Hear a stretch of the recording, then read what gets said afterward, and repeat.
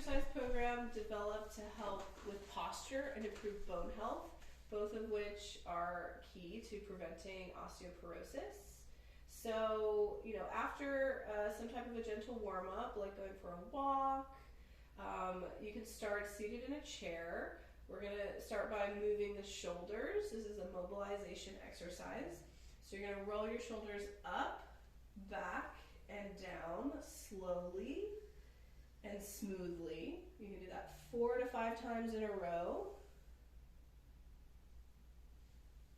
Feeling that stretch across the chest, down the neck. After 4 to 5 circles, we're going to move on to chin tucks. So you still want to be sitting up nice and tall, keeping the shoulders back.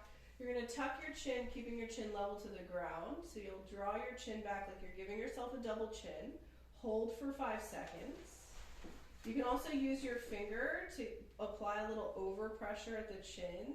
You want to feel a stretch on the back of your neck. So you'll hold for 5 seconds, release, and then repeat. Pull the chin back, hold, release. And the key is that you're not arching your neck back. Your chin is staying level to the ground. And you should be feeling this along the back of your neck. Let's do it one more time. Really thinking of drawing your chin back to give yourself that appearance of a double chin. Feeling that length through the back of the neck. And release. Good. So you can stand up. And then you're going to slowly lift your arms up by your ears. Straight up to the sky. Usually I inhale to lift the arms up. Feel that stretch at the top. Exhale, lower the arms back down. Let's repeat that 4 to 5 times in a row. Inhale to lift. Exhale to lower. If it feels better for you to do a whole arm circle, you could do that instead. The idea here is that you're opening your chest, opening up the back. After 4 to 5 circles, you'll bring your hands down and let them find your hips. So you'll bring your hands to the back side of your hips. You'll think of hugging your elbows together like they're going to touch. Squeeze the elbows together. Now drive your elbows down towards the floor. Lift your chest up and slightly look up. You'll hold for 5 seconds and then release. And do that 4 to 5 times in a row. So again, think elbows touching behind your back, then drive the elbows down to the floor, lift your chest up, slightly lift the chin. I find it helpful to think about that chin tuck that you already did, maintaining that for 5 seconds, and releasing. This is especially good if you've been sitting at the computer all day. Okay. After 4 to 5 of those, we're going to do just some nice lower body warm-up, kind of strengthening, some sit to stands. Try to cross the arms in front of the chest. You're just using your legs. You're going to lower down, and then with control, stand up. Lower down. We'll do this 8 to 10 times. The idea is you want to use as much power to stand and slowly lower. So you can stand up a little faster if that works better for you. And then think of slowly lowering yourself down to the chair. To make this harder, you don't actually rest on the chair. So you can do kind of like a very light touch and stand right back up. Or you can do a hover just over the chair and stand back up to make this harder. Barely touch, yep, and stand. It should always feel like you're in the same position, like you are going to sit down in the chair, so that will keep your knees behind your toes. Good. After 10 of those, we're going to go to push-ups at the wall. This is also known as a wall press. So you'll get in position like you are going to do a push-up, so hands at shoulder height. The further you walk your feet from the wall, the harder it's going to be. So you decide how far back you want those feet. Weight in your hands. You'll bend your elbows. Slowly bring your chest to the wall. And then press yourself away from the wall. 8 to 10 times in a row. Again, the further your feet are from the wall, the harder this becomes. If this is too easy, you could progress to hands on a lower surface like a countertop or on the chair.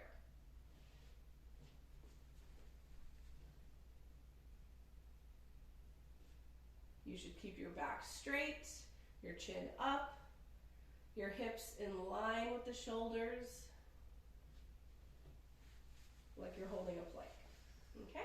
Next, Carol's going to use the fireplace to do step-ups. So you'll step, just with your right leg, you'll step up onto that step 8 to 10 times. Same leg 10 times in a row. To make this a little harder, don't let your foot, the left foot, touch the step. So you can bring it up and come right back down. So you have to kind of balance at the top. If you need more support, you can always have your hands on the wall. You can switch legs.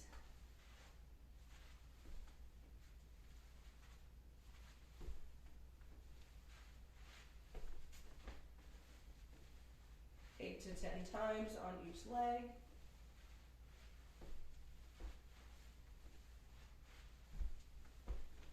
And then we're going to go to calf raises. So here you can use the back of a chair for support, or the wall, whatever works better for you. Have your hands lightly on the chair, and you're going to start by lifting your heels up, rising up onto your toes, holding for a moment, slowly lowering your heels back down. Do that 8 to 10 times in a row. If you can do this with your hands on your hips, that's even better. But you want to be moving with control.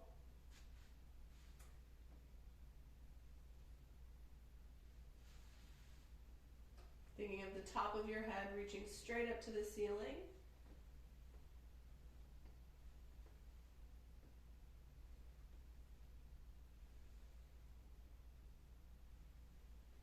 And then you'll basically do the opposite of this, keeping your heels down and lifting your toes up. So now the toes and the front of the feet are lifting away from the floor. So you should feel this more in the front of the shins. Good. And again, to make this harder, you can try to have your hands on your hips rather than resting on the chair. But you always want to be safe and make sure that it doesn't feel like you're going to fall over.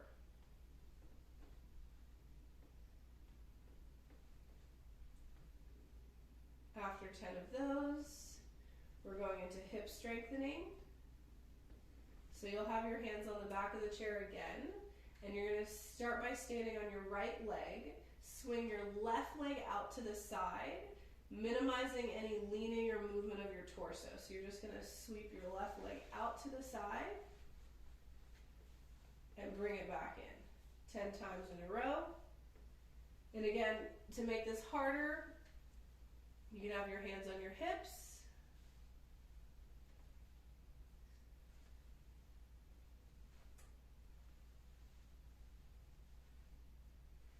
If this is too easy, we're going to show a variation lying on the floor.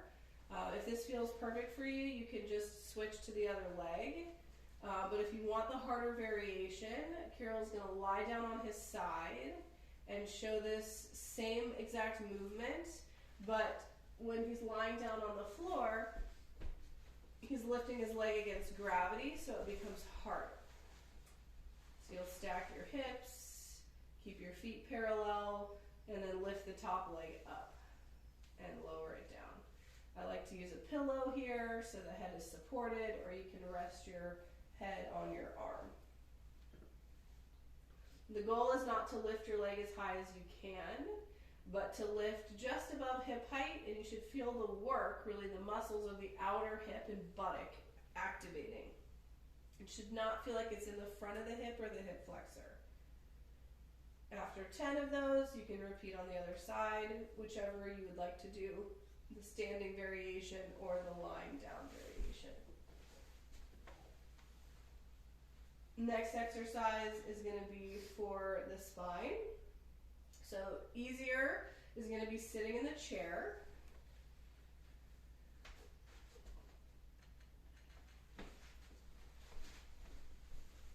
Arms out to the sides, sitting right at the edge. And you're going to try to squeeze your shoulder blades together and open your chest. Hold for 5 seconds and release. Again, these are really great to do when you are at your desk. Notice how he's turning his palms out, really trying to open through the chest. Pull the hands back behind your body. You can also think about the fingertips reaching towards the floor, so there's a sense of length in the neck.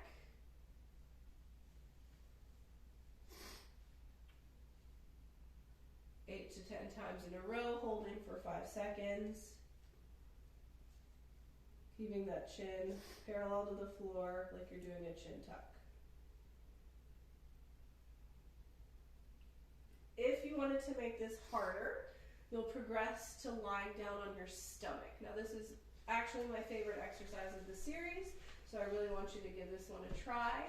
You're going to lie down on a mat, lie on your belly, bring your hands under your head like a pillow, and you'll start by inhaling, lifting your head and your shoulders up, away from the floor.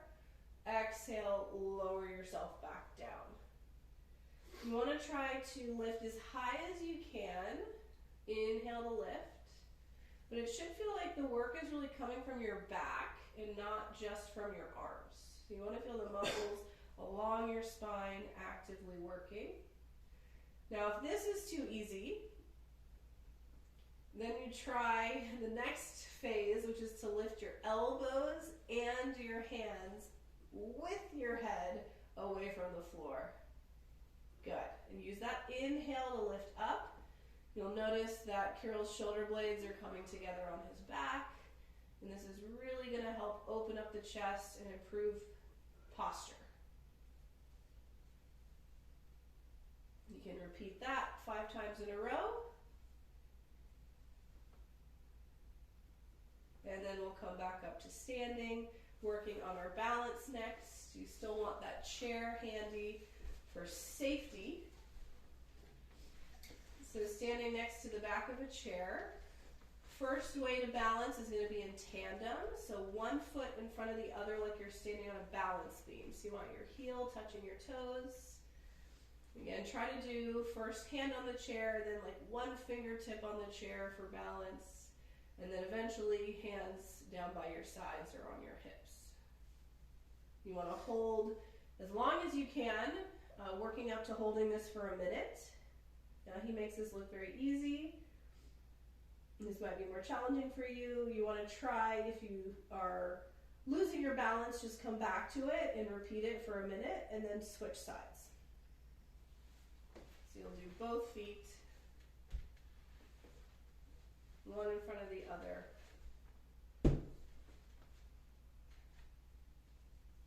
Heel to toe, like you're standing on a balance beam.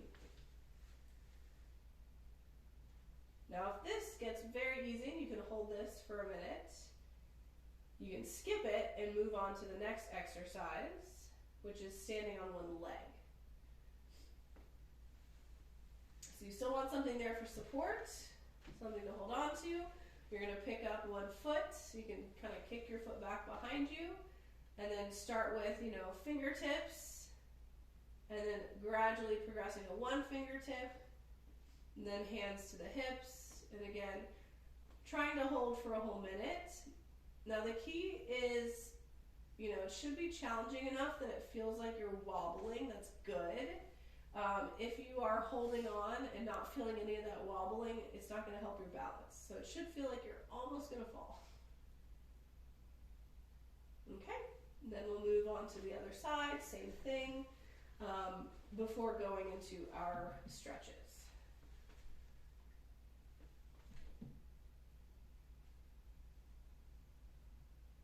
It's good to set a timer on your phone when you're doing your balance exercises, so that way you know that you are actually practicing for a whole minute.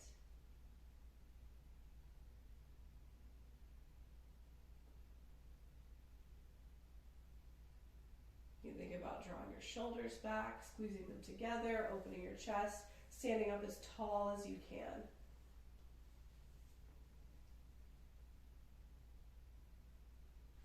Good. So for stretches, we'll start in seated. You'll grab your chair, starting with a hamstring stretch. Sitting on the edge of your chair, kicking one leg out straight. Bring your other hands to your knee.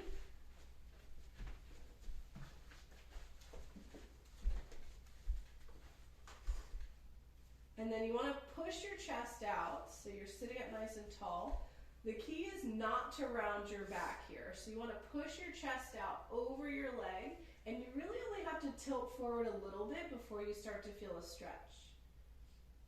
Chin is up.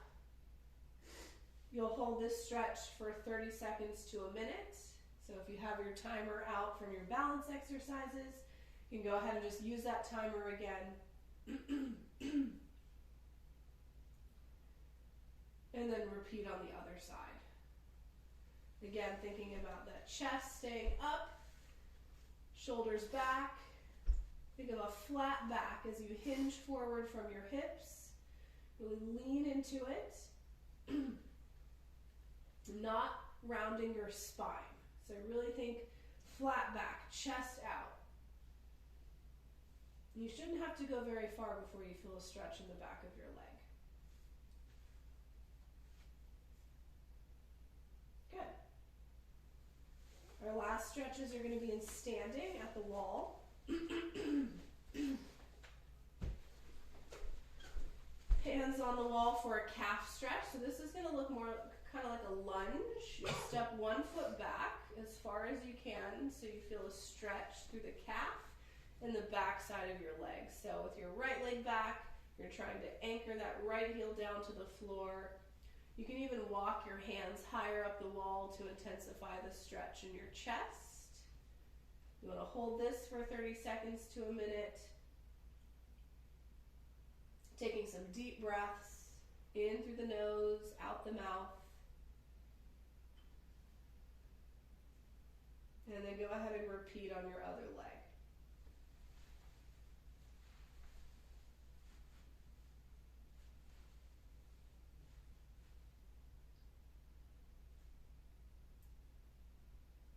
Again, deep breaths in through the nose, out the mouth. Trying to anchor that heel all the way down. That back heel should be down on the floor. Back foot is pointed towards the wall. Avoid turning your foot out. Trying to get it to point straight ahead. After 30 seconds to a minute, you can stand back up for your quadriceps stretch. So you'll stand up, still at the wall for balance. Reach back and grab your right foot. Think chest up. Roll that right shoulder back. So you might get a little stretch through the front of the chest and the shoulder here. And you're pulling your right heel towards your bum. Knee points down towards the floor. If you can think about anchoring your tailbone down, that also helps intensify the stretch. Hold for 30 seconds to a minute, and then switch sides. If you can't hold your foot comfortably, you can skip this, or use a towel or a belt, or something like that, to hold the foot to make it more comfortable. Think about rolling that left shoulder back, pushing your chest out, chin is up. Knee points down towards the floor. Think about that tailbone reaching down towards the ground, and you should feel this stretch intensify.